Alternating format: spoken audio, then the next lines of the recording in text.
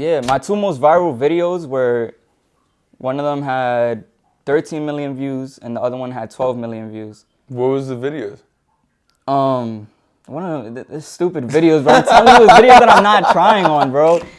I don't know if you've seen them. It's good that you're family oriented, man. That's gonna take you a long way. Everything is about relationships, right? So if you think about it, what is your foundation? Your family.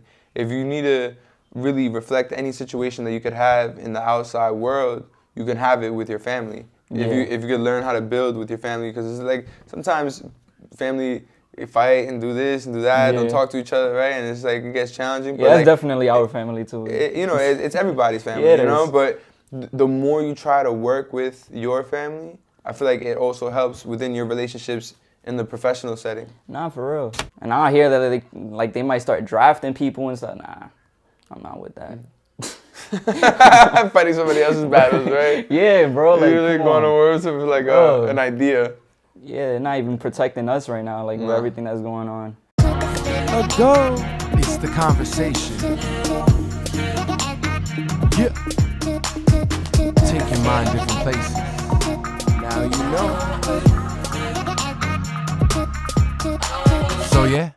So yeah, we got Kiddo in the crib. What's up, bro? Yo, Thank you for having me, bro. Thank you for coming through, for real. Yo, you have a really big following on TikTok. And you have a really funny YouTube channel. Yeah. And I want to commend you on your skills of video editing, because I know it takes some time. You do all that shit yourself or what? Yeah, I do all myself. I've started editing from since I was 14, bro. Really? Yeah, but that's when you started your journey with all of this? Bro, I've been wanting to be a YouTuber since I was 11, bro. 11. I was just watching, because I started off gaming, right? It was 2K16. 2K15, that's when I first got my PS4. Yeah. And I just I started off live streaming, making I don't know if you've ever played 2K, but people used to make mixtapes. Mm-hmm. And it would be dribbling and just dribble mixtapes. So I started off learning how to edit there. My first ever editing was on the PS4. Cause it has a editing software called Share Factory. Okay. And from there I switched it up to on my phone, iMovie and all of that. And then I got a laptop for college. And just started learning more and more. I'm still there, but yeah, when I was looking at your videos, I was like, "What? This shit's funny." You add the small little clips that those memes that be popular and shit, but it's funny. You add it at a good time. Mm-hmm.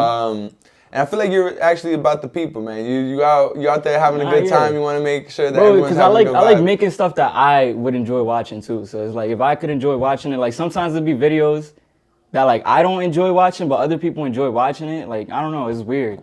Some people find a video funny, I'm I didn't even find that funny. It'll be my most viral videos will be the videos I don't even like. That you didn't even try. It'll be weird, yeah, I don't know. It gotta be that way sometimes. But sometimes I'm really picky with the stuff that I do. So it's I gotta make videos that I actually like watching. What would you like to build? What do you envision yourself being in the YouTube creator space?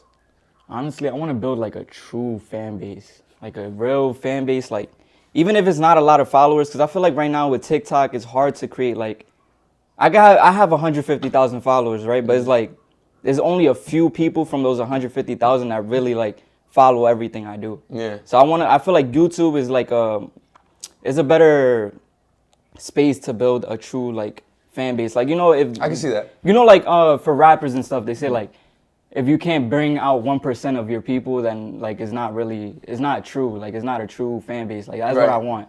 If I got at least bring out 1,000 people from those 100,000, then I know there's really people who mess with my videos and stuff. I always tell people, man, for this, right? Yeah. I don't give a fuck how many followers you have. Nah, yeah. If I feel like I could talk to you and you have something to say, I'm gonna have you on the podcast. Yeah. I don't care if you're older than me, younger than me. I don't give a fuck. If there's something that a person has to say, I feel okay, we could already communicate. I'm gonna have you on. I've had people that have mad followers, and then you see the views on their conversation with me on this podcast. Yeah. It doesn't really add up. But that's what I'm saying. That's exactly. You don't got that true fan base, and right now I feel I have some people there, but it's I still don't feel I have that true fan base. They have it established. Yeah, what do you think is missing then, for you? I need a long content, Because I feel like you make people stick more with long content. Because right now I've been more on skits and like shorts and all those reels and stuff. But I feel like people really get to know who you are through long content. That's absolutely true. I think that it's also good. Do you know you follow AMP? Yeah. The funniest fuck, man. And that's another thing, bro. One of the first YouTubers, 2K16, I started following was Phantom. Phantom, you know, Dominican from the Bronx. I'm also from the Bronx. I'm also Dominican. So it's like since I was young, I've known about him since he was like 7,000 subscribers. He was I've watched him grow, and that's like been an inspiration. So it's like I seen how that's why I've always wanted to be a YouTuber. TikTok was just something I did for fun, and then it just grew. So. But the YouTube you see more freedom in. Yeah, it's more creativity. What would you say? Because I'm gonna be honest, like my TikTok game sucks, bro. I be posting shit, and I'm just like, I don't know what's going on. Like, but I feel like there's a certain way, there's a certain like method, and it does work, and it is effective, and I feel like it's a lot like has to do with subtitles, and just. Honestly, I don't know, bro. I feel like I just did stuff at random. The right time, too. The right time. And I would always, like, look at the best times to post and stuff, and I'd always find, like, my time. And it switches. Like, throughout the years, it's switched. Like, before I used to post late, then I have to post early, and then, I don't know, time switches because the algorithm switches and it changes. There's no way you could catch up to it. Yeah, it's hard. That's wild. What do you feel about just America today?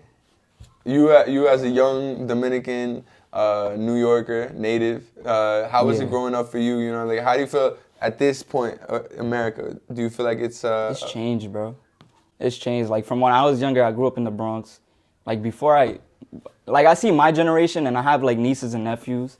I see the younger generation, like they can't even go outside and like play and have fun on their own. Like my mom would just let me go out with my cousins. I was like 10, 11, 12 years old, just going to the park by myself with my cousins. Like, now you can't do that, bro. It's way more dangerous. Like, it's just gotten worse. America has gotten way worse, bro. And especially, like, in the Bronx, the violence has gotten crazy. What's been going on? Right. I mean, a lot of it is the influence with these rappers and these drill rappers and gang violence and everything. Like, all of that has been promoted to be, like, look cool. So the younger generation is just bugging out now. It's like, the K-Flocks, all those drill rappers, everybody's following behind them, so they think it's a cool thing to do. So now like it's way more violence, like over dumb stuff. It won't even be nothing serious. Like you see like petty, egotistical. Yeah, exactly. Shit. Like it's never the older gang members. It's always like the new younger kids that just think it's all fun and games. Until it's not. Until it's not, exactly. Have you come across any of these individuals in your journey in life? And you would ever try to warn them, or that's something that you just let people rock? I just let people rock. I mean, I know people who like, I'm friends with a few people who started rapping and all that stuff. And I've told people, I'm like, just, if you're gonna rap and show your talent, but try to stay out of that beef and stuff. Try to stay out of that, like, mentioning dead people's names and all of that stuff. Like, you could drill rap without having to, like, stick on the violence. I feel like people don't understand the importance of their word. Yeah, like bro. how powerful it is. You know, like you will look back a few years from now and watch this interview and say, oh damn, that's where that moment in time, this is where my mind was at. You know what I'm saying? And that becomes a whole developing nature for everyone, because you know, life is reflective. So you look back in order to secure yourself in the way you want to move forward, right? So, but a lot of people sometimes don't reflect, sometimes don't internalize. I feel like you and your family, I met you at the barbershop event, and I met you, your sister, and your mother. Your family right there seemed very deep, very, very like spiritually inclined. Yeah. Would you say that came from your mother? Yeah, definitely. My mom, it's because of how my mom grew up. No, shout out that video that you guys did for your mom too. I like that. That was nice, yeah. She had went to Brazil for some event, so we had to like show her some love. But it definitely has to do with my mom a lot. Because my dad was around, of course. He was always been around, showed me love, but he didn't live with us. And we all have different fathers. So it was just my mom. So we grew up with my mom. The way she grew up in DR, but she didn't grow up with her own mother. She grew up with her grandmother. And she always explained to me that it was like, her mother was more separate from like, because she was always working, trying to like, she's the one who brought everybody to America and stuff. So she was always trying to provide, and she was a businesswoman. Like she also did hair. So that's where my mom got that from. But like my mom, she got that from her grandma, like that love and keeping that connection, because her grandma brought like all of the sisters and brothers together. Yeah, she was the one that was taking care of everybody. Like no matter if everyone fought, it was like, yeah, shut up, come over here. So that, my grandma was the one that had like, my great grandma, she was the one that had the biggest like uniting force. Yeah, exactly. So she's the one who brought everything together, and that's where my mom got that from. So she wanted to keep that within her family, and she's the one, she's like the glue to the whole family. She's the one, like, she's the favorite aunt, she's like the one that like, she brings the whole family together. That's what's up. So yeah, we've gotten that from her a lot. Like we try to stick together a lot. Like we have that connection, because it's like, I could speak to my mom about anything. Like she's really open, she's understanding. She's not one of those hard-headed Dominican moms. Like there's a big stereotype around that. But I guess break it down the stereotype. Bro, it's a stereotype with Dominican mothers, because I understand, because I've seen it from other point of views. They're like very strict because of the way that they grew up, and they see like this generation is like, it's true though. This generation is very like, they don't think before they act, and they don't like see things for how they are. So it's like, they say Dominican moms are like very controlling and very, especially with females. I've seen it a lot with females. Like Dominican moms, they're always keeping them in the house and like making sure they're good. Yeah, but my mom has always, even with my older sisters, my mom has always been understanding. She's like, you guys can go out as long as you always keep me updated and make sure you're safe. Nice. So it's like, she built that connection and trust with us. So it's like we were able to do things and like have that mindset, like, I'm not going to do the wrong thing, because I know my mom has given me this trust, so I don't want to mess it up. So it's like, that's that connection she's built and that trust with us. So it's like, we've always been very close to her. And she's always been that glue. What would you like to provide for your family one day? Bro, I want to provide everything, bro. Since I was younger, I've always felt like I was that, like, one that was going to bring everybody like out of the hood, and like, I don't know, it's always been like my dream. It's always been like, since I was a kid, even before the content stuff, I've always felt like I was more like out there and more like I was gonna be something one day. So I'm like, I have to be the one to like just give everybody everything, because my sisters have always provided for me. My mom, of course, she was the glue, but she was also another person that was always working. You know, she was always trying to provide, because she was a single mother with 3 kids. So it's like my sisters were like my older siblings. I grew up with them. I mean, my sisters were my older. They were like my mothers. Like I had 2 older sisters, and they were like my mother. So they were the ones, like, their teenage years was my childhood. So I grew up with them, and they're the one who like, they always push me to do what I want to do. They've always supported my content. They give me ideas. They tell me, they motivate me, because sometimes like I don't want to do stuff, and they like, just do it, like go all out. So yeah, they're really. And you've been doing this for a very long time. Yeah, well, I started with the whole gaming stuff. I started editing and all that, posting YouTube videos, and I took everything down. 2020 hit, and that's when TikTok started like blowing up. So that's I dropped my first YouTube video 2020. Then I dropped my second, and I just like, I started TikTok, so I just focused on that. And I grew to like 100,000 followers in like 4 months. That's insane. Yeah, but then TikTok. Doing what though? Just skits, just straight up skits, bro. Like, I guess everybody was enjoying it. I was gaining like 10,000 followers a week. That's crazy. Like 10,000 a week, and it got to the point where it was like, it just felt repetitive to me. Okay. And I'm like, I want to switch it up, but I couldn't like, I didn't know how, and I couldn't find that like motivation to like, I don't know, like to switch to something else, because I felt like if I was to switch to YouTube, then I was just gonna like lose like all, I don't know. So I was trying to like balance it at the same time, and then it got to a point where I just stopped doing everything, and it was a big like a few months where I was just not posting anything, and then I started Instagram Reels, because on Instagram I didn't have any followers. I started, like, I had like 300 followers. I started Instagram Reels. This was like last year in the summer. No, it was like last year, September, August. I started Instagram Reels. I started posting all my TikTok content there. And it, like, the videos that didn't go viral on TikTok were going viral on Instagram. That's another thing, too. Have you realized? So weird. Yeah, it is very weird. Because you could put a video on TikTok, Instagram, Facebook, whatever, and you'll get a whole bunch of different views depending on... Yeah, my 2 most viral videos were, one of them had 13 million views and the other one had 12 million views. What was the videos? One of the stupid videos, bro. I'm telling you, it's videos that I'm not trying on, bro. I don't know if you've seen them. I've seen a few, but yeah. Bro, I don't even want to talk about it. It's so stupid. I don't know, bro. I can't even explain the video because it's just such a short and dumb video. But it's like those videos were the videos that on TikTok barely got any views. Right. So it's like, it was weird. It was such wow, it's different. Instagram has a whole different community, bro. And I actually like Instagram's community more than TikTok because I feel like they're a lot more funny. Like, it's a more funny community. Oh, the comments? Yeah, the comments and the gifs and shit. I don't know. I feel like there's a lot older people on Instagram, so it's way funnier. You as a young individual, how do you feel the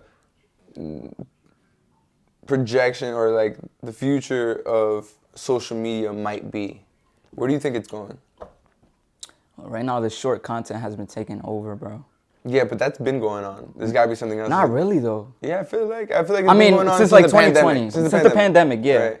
I feel like it's been just growing and growing. I'm like, I don't know where it's going to change. It's been, like, first it started on TikTok, then it changed to Instagram, and now it's on YouTube, where I know people who's gaining, like, hundreds of thousands of subscribers just posting short content. Like, it's not even long YouTube videos anymore. How would you like to maybe tie in a certain business aspect to your social media game?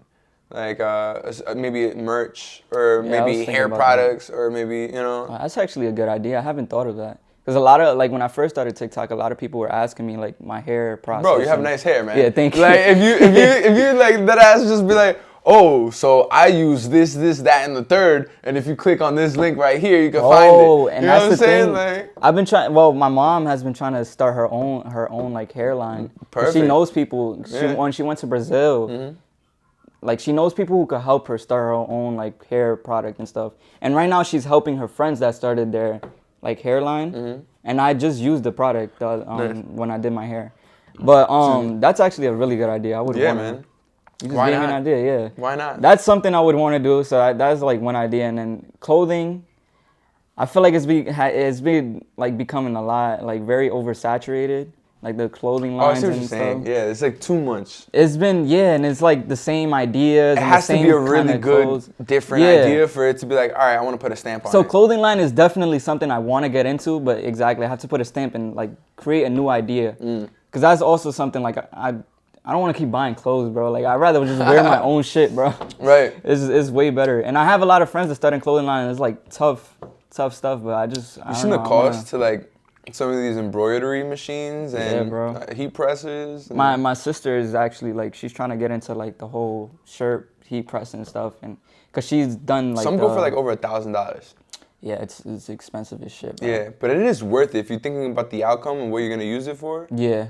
It's worth it, but you gotta really like push out there because there's a lot of people doing it, so it's like there's a lot of competition. True. Yeah, my sister she started like she bought this cup thing, like she customizes cups and stuff. Okay. So she's been doing it like every winter, like Christmas and stuff is coming in. Well, she's trying to get into the cups for like what, just anyone, whenever they want. Teachers. Love kids, you, mom, or whatever. Yeah, exactly. So she's been trying to get into like more detailed customizations of like clothing lines and like hats and shirts. So if I was to start a clothing line, I would definitely I could have her help too. Yeah. But yeah, like I said, it's good that you're family oriented, man. That's gonna take you a long way. Everything is about relationships, right? So if you think about it, what is your foundation? Your family. If you need to really reflect any situation that you could have in the outside world, you can have it with your family. If you could learn how to build with your family, because it's like sometimes family fight and do this and do that, don't talk to each other, right? And it's like it gets challenging. But it's definitely our family too. It's everybody's family, But the more you try to work with your family, I feel like it also helps within your relationships in the professional setting? Nah, for real. Nah, definitely. I'd rather be doing this with my family than just by myself. Like, nobody's supporting me. Like, my mom and everybody's always supporting me. So I feel like that's gave me more motivation to keep going. Yeah, man. Because they want me to go to school, but they also want me to, like, pursue my dreams. So it's allowed me to keep going without, like, giving up. But, yeah, being family, like, oriented is, like, important to me. What'd you study in school?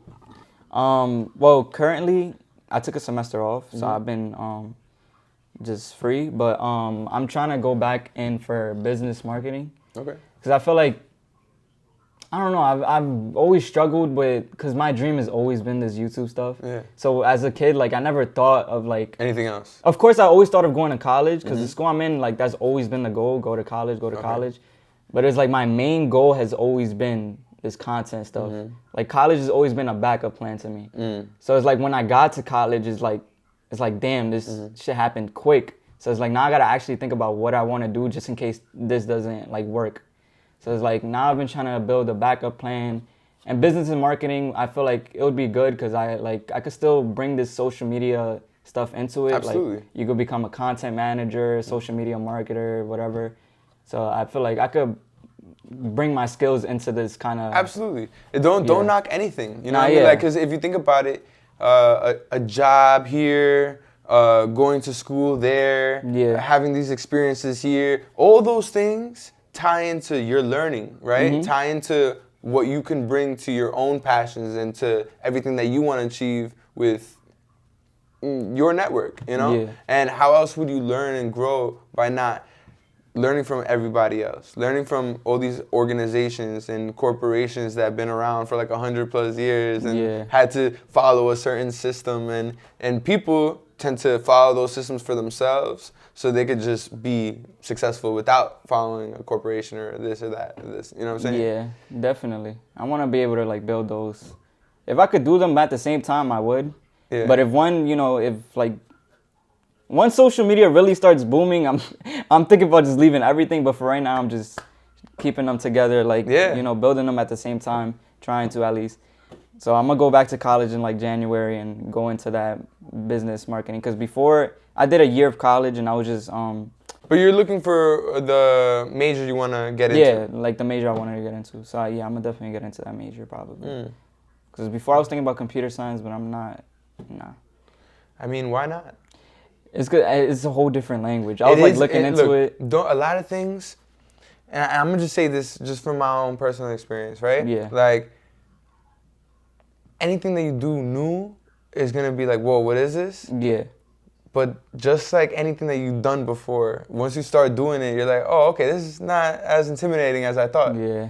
And that, I would say, maybe don't knock either, because you might learn a lot of valuable things that is already predetermined to be the future. You know what I'm saying? Like, it's not bad having a job and fucking... Nah, yeah, I was thinking about it still. I'm like, I might minor in computer science just to like get a feel around it. And if I end up really liking it, then I'll switch to it. Yeah. But for right now, I'm gonna just stick to something that's a little lighter that I would still be able to do content with, because I heard computer science is really heavy, like with work and stuff.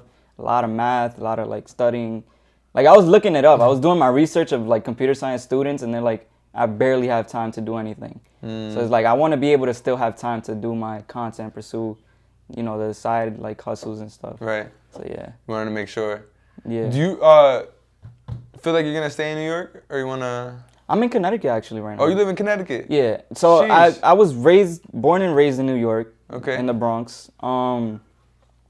When I was in like around like 7th grade middle school, I moved to Connecticut, and I stood over there in middle school like my 7th grade year, but I hated it. Connecticut is boring shit. it's whack. So then for 8th grade in high school, I came back to New York. I stayed in the Bronx in my old apartment with my sister. Dope. And then for college, you know, like since I'm not a New York resident, New York universities here were more expensive for me than if I was to live here. So I had to go to Connecticut. And the college in Connecticut wasn't bad at all. It was in New Haven, which is more like one of the cities with a little more like energy. It's not as dry as the other parts of Connecticut. But I don't know. I was thinking about Florida. How them hurricanes be, bro? I don't know. It's wild, Bro, I feel like I'm gonna end up moving over there and then some bullshit's gonna happen, bro. I have bad luck. So I don't know.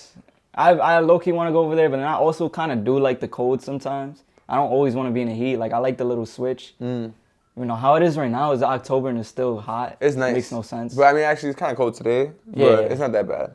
So you came all the way from Connecticut? No, I came from the Bronx. Oh, okay. I've been like when I come to New York, I stay at my sister's. Okay, dope. So yeah, I drove over here from the Bronx, but yeah, I don't know.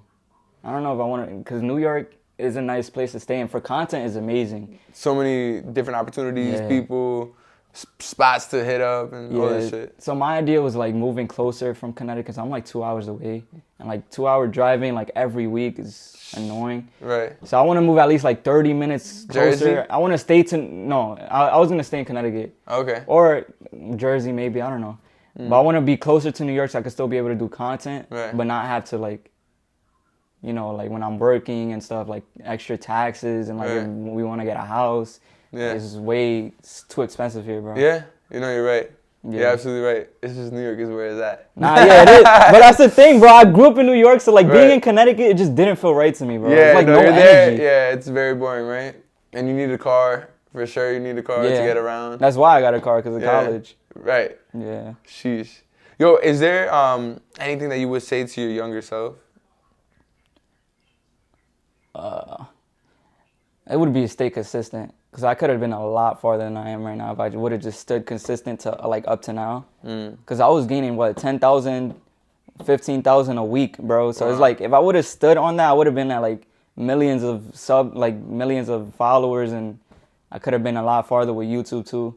Because I started YouTube in-person content in 2020. So imagine I would have stayed consistent from then. But you could still now. Yeah. Nah, yeah, but of course, that if I could tell my younger self to stay consistent, I would do that. Word. But now that's like something I want to do now, like stay consistent. 'Cause I don't want to be in the future like, damn, I could have done that, but I didn't. Right. Yeah. Nah, it's true, man. Sometimes I ask these people these questions every now and then. I feel like it would be interesting. Yeah. What's your favorite color? Red. Why? I don't know. It's been my favorite color since I was a kid. Like, I remember my sister told me when they first gave me crayons, the first color I picked was red. So it's like, it's just always been my favorite color. I love red. Okay. What's your favorite animal? I don't know if I really have a favorite animal. I never really thought about that like that. Favorite animal. I don't know. Maybe like a tiger, a cheetah. Okay. Why? I don't know, they just look cool. I don't know, they're just tough. Yeah, Cheetahs are fast, tigers just look cool. I bet. What's the first thing you do at the beach? At a beach. Honestly, I hate beach water. Okay, so you're not even going to go into the water? No, I do go into the water. Okay. It's fun. It's just all the sand, bro. It's horrible. Yeah, okay, it's annoying. I don't know. Nah. And the last question, so imagine yourself in an all-white room, right? And you can have anything you want inside the room, but everything is white. How do you feel inside the room?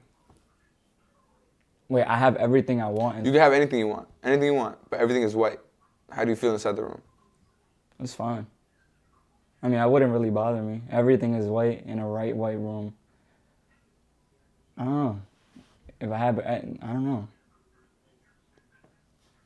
You're saying I'm in a white room and I can have anything I want? Inside the room, but everything is white. That's fine. You said that's fine? You give me everything that's white, that's fine. All right, okay.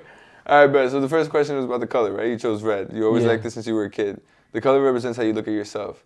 So I guess you tie a lot of child memories with you, and you bring up your childhood, or you have importance to your childhood. You connect to your childhood a lot, growing up. Yeah.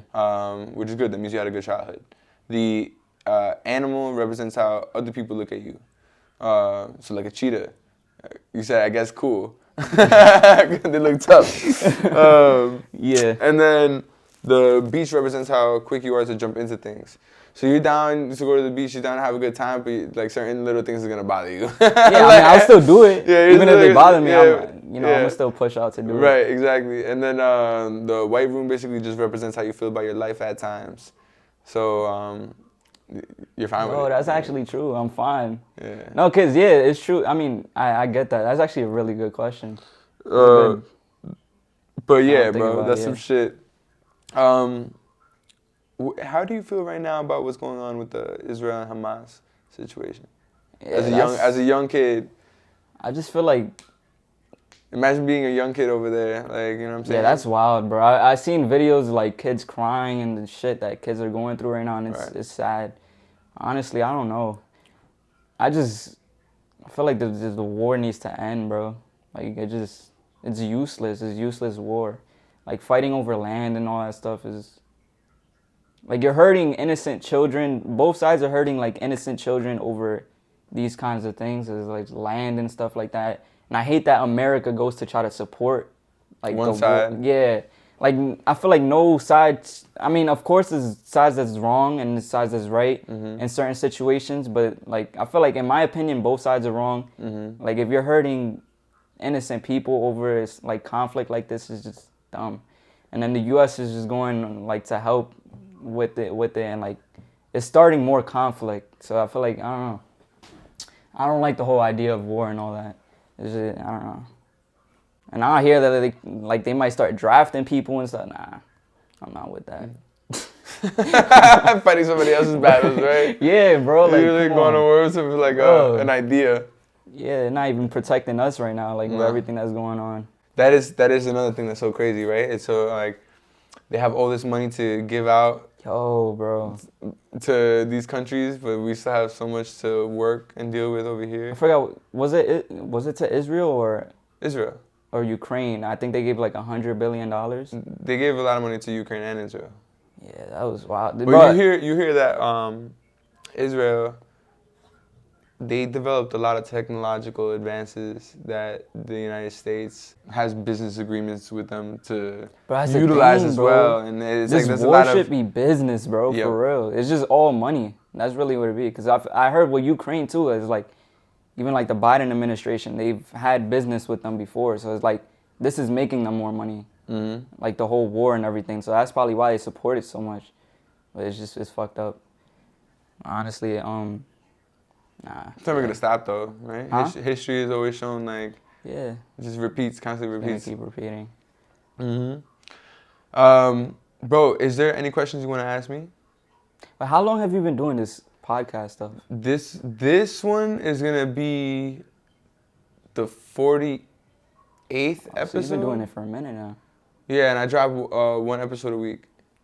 So right now, like, I think it's like 30. I'm on the 35th episode right now, but I'll be like 10 weeks ahead of myself. So it's like, nah, it's good. It's good. That's good because you stay consistent. And you also have, like, just in case a week doesn't go right, you always have. Exactly. See, that's what I want to do too, and bro. And then also, I like it because I get to pick and choose who I really want to talk to, and I don't feel like pressured on time. Yeah. And I don't feel like, oh, I need to get someone next week. You know what I mean? Like, it's like I worked really hard in the beginning, and I still work really hard in general because I do I do a multitude of things, but with the podcast, I went ham in the beginning, so then I had space to just like be a little bit more chill, you know? Yeah, that's kind of what I've been trying to do now, like with this whole content stuff, just like stack up on content, because I have an issue where I'll post a video and then not post for a whole month, because it's like, maybe I'll have a video and I just don't really like it like that, so I wouldn't drop it. Yeah. And then it's like, so now I'm trying to like. But you should drop it anyway, because you admitted it to yourself that there's a bunch of videos that you're like, what the fuck? I don't know, bro. I'm really picky, bro. I need everything to be perfect, but I realize it's like, sometimes you gotta drop some drop. Yeah, bro. I realize that as well, because I make music too, you know? And I have a bunch of different music, and then I have certain songs I'm like, damn, should I drop this? Like, man, you don't know. It be the bullshit that be popping, bro. Like that. Not only that, but you don't know what someone might like until you drop it sometimes. And with this type of stuff, especially creating content or making music or whatever the case might be, like, okay, you can have a certain rhythm that you find that people just gravitate to and like eventually. But then there is an element to, like, okay, I'm doing this as a gamble. I'm gonna just see what's up. You know what I mean? Like, let's see if you like this. If you don't, then all right, whatever. On to the next shit. That's true. Yeah, I just gotta start being like that. I'm way too picky. Yeah, man, you got this. Well, so yeah, it was great having you on. Appreciate you for real. No doubt. Man. Oh wait, no. Rewind. Go ahead. Before we say so, yeah, where can the people find you? Find me on Instagram, it's Kiddo, double I. TikTok, it's Kiddo. Double I. Double I. Yeah, everything is Kiddo, double I. Oh wait, no, YouTube? Yeah, it's Kiddo, Double I. Yeah. Actually, you know, it's Kiddo, like, that's been, like, Kiddo has been my, like, the origins to that since I was a kid, too. Oh, like, word? I got it from my sisters. That was my old, what was the shit? That was my first email. Queen's Little Kiddo. Really? Yeah. Oh, that's crazy. Nah, because, you know, in Spanish, muñequito, Yeah. they said when I was, like, born, I looked like a muñequito, like a cartoon. Yeah. So then my sisters, like, cut it and just started calling me Quito, like K-I-T-O. Quito, right? And then a Kiddo. And then, like, I started content. I'm like, Right. I'm going to keep that, but I'm going to, like, switch it up. So English. I put the double D's. Yeah. Nah, that's fire. Yeah. That's dope as fuck. Yeah, because people ask me, it's like, is it just a random name? I'm like, nah, it's actually been something that's been a part of me. Your whole So it's life. like, yeah. So it's always felt like natural to me. That's and what's now up, a lot of man. people don't even know my real name. They call me that. Word? Like a lot of my friends still don't know my real name. Do you want to say it here? Abraham. Abraham is my real name. That's a very biblical name, man. Yeah. Yeah, I got it from my aunt because she's very religious. So it's like, my family is very religious too. Nice. So it's a biblical name, yeah. That's good. It's importance. Thank you, God. You know what I mean? Yeah, for real. But, bro, so yeah. Man, I appreciate it for real, bro. Appreciate you. Go. It's the conversation. Yeah. Take your mind different places. Now you know. So yeah.